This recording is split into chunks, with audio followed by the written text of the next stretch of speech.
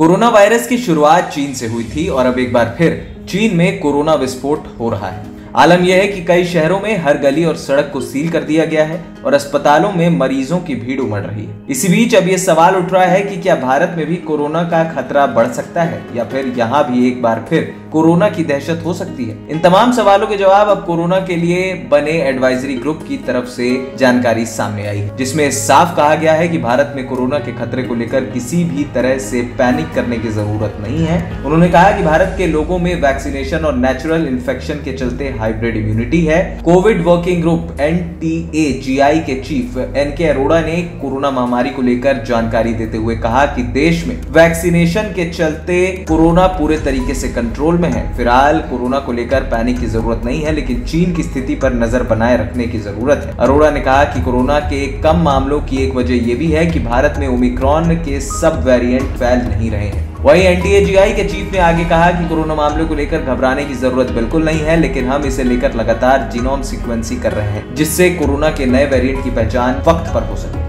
इसके अलावा एयरपोर्ट पर भी सर्विलांस को बढ़ा दिया गया है। खासतौर पर उन लोगों की पहचान जरूरी है जो विदेश से लौट रहे हैं और उसमें कोरोना जैसे लक्षण हैं। दुनिया भर में कोरोना के ओमिक्रॉन वेरिएंट के सब वेरिएंट एक बार फिर तबाही मचा रहे हैं। इसे लेकर NK अरोड़ा ने बताया कि दुनिया भर में करीब 75 सब वेरिएंट्स घूम रहे हैं। किस्मत से भारत में सभी वेरिएंट्स की पहचान हुई, लेकिन किसी ने भी कोरोना मामलों की रफ्तार नहीं बढ़ाई। उन्होंने आगे भी हालात इसी तरीके के रहने की उम्मीद जताई है, इसलिए घबराने की जरूरत नहीं है। हालांकि उन्होंने ये कहा कि हमें सावधानी बरतनी होगी। बता दें कि चीन ही नहीं, दुनिया के कई देशों में कोरोना ने एक बार फिर कहर मचाना शुरू कर दिया है। जापान, अमेरिका और कोरिया जैसे देशों में कोरोना के मामले तेजी से बढ़ रहे हैं। वहीं बीते दिनों अमेरिका में 3,75,000 केस एक दिन में रिकॉर्ड किए गए, जिसे देखते हुए यहाँ कई तरीके की पाबंदियां लगाई जा रही हैं। वहीं दूसरी तरफ चीन में बताया जा रहा है कि अगले 30 दिन में करीब 60% आबादी कोरोना की चपेट में सामने आती नजर आएगी। अब ये देखना होगा कि इन तमाम मामलों में भारत सरकार किस तरीके से सतर्कता बरतती है।